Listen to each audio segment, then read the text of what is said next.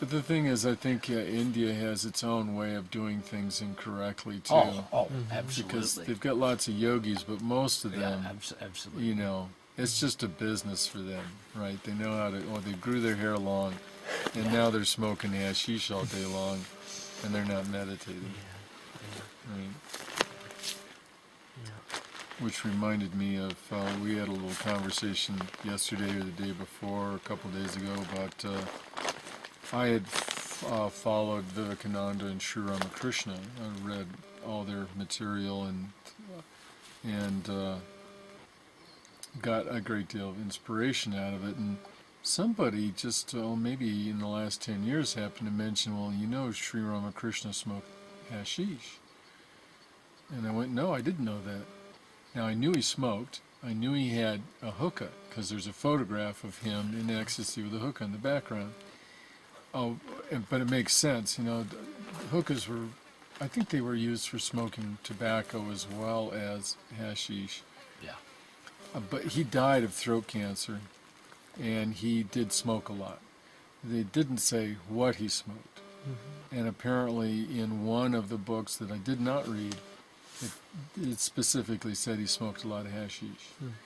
So that suddenly completely colored everything that I had studied about Sri Ramakrishna. Suddenly I realized that photograph of him in ecstasy with a hookah in the background, well, he could have just, you know, it could have just been a hashish high, and it might very well have been. Mm-hmm. And maybe in India they expect their mystics to be smoking hashish all the time, but for me, you know, if you've really got the bliss, joy, and ecstasy, you don't need the drugs anymore. Mm-hmm. Yeah. Or they won't even really do anything to you. Well, I could still get high if I smoked good marijuana or hashish. Yeah.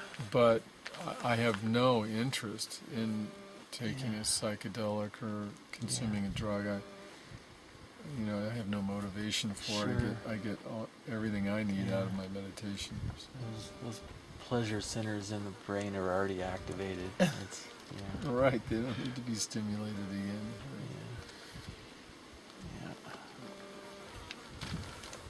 again. I'm all for exposing fraudulent religious professionals. But I'm not into exposing, that whole, remember the confrontational psychotherapy that was really popular in the 60s? I think all it did is it re-traumatized people. I have to agree. Yeah. I have to agree. There's not much skill involved there. It's just vomiting. Right. Right.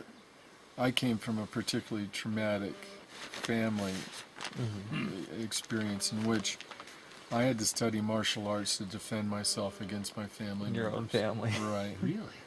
And I got really good at martial arts, so it's second nature for me. I probably would make, in a sense, when I was younger, I probably would have made a good Green Beret or something, because, if that was triggered, you were dealing with a serious warrior now, and like an athlete. All the thinking would be off. I'm now a martial artist. You just go into it. Right, and so I attended one of these confrontational psychotherapy drama workshops 2 years in a row. And the first year they teamed me up by accident with the biggest guy there. And they intentionally were triggering us into a fight or flight situation.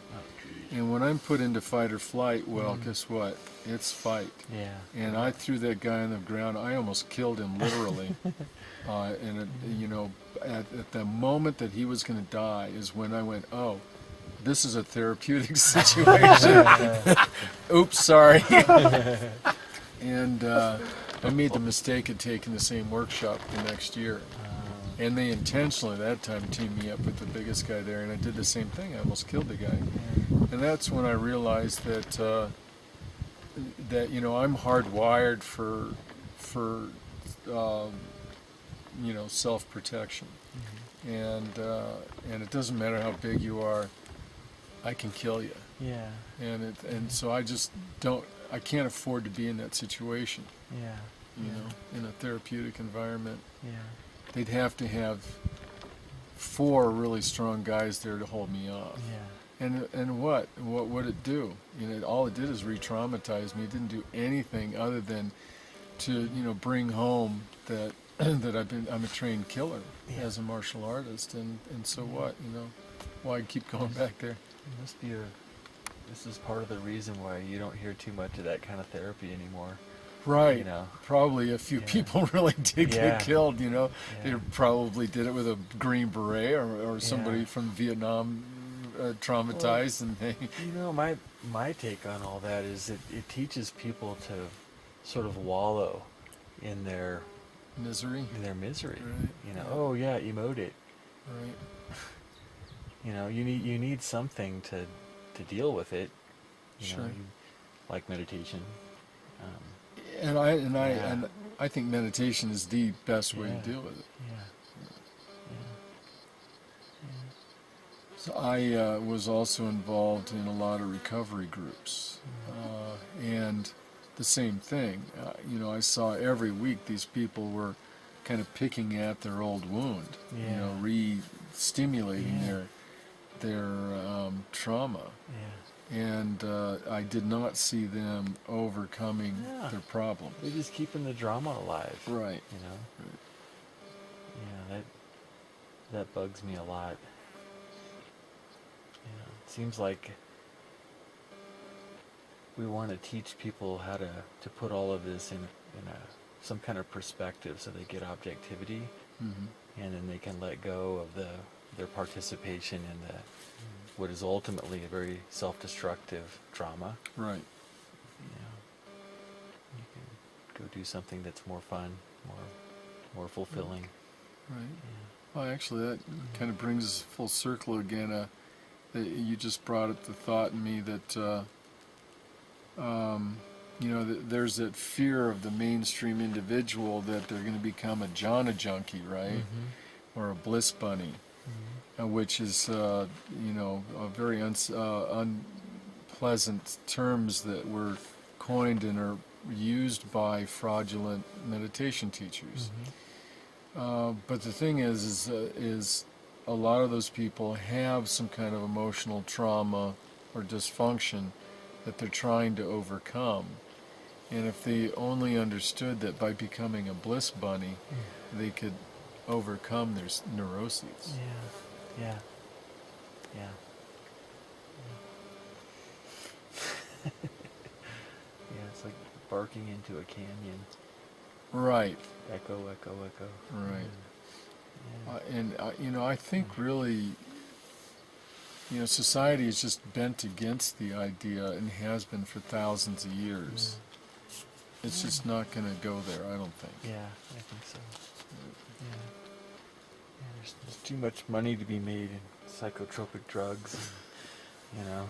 Right. The pharmaceutical industry, right, is certainly invested in making sure that we all have psychological problems and that we need to be medicated for them.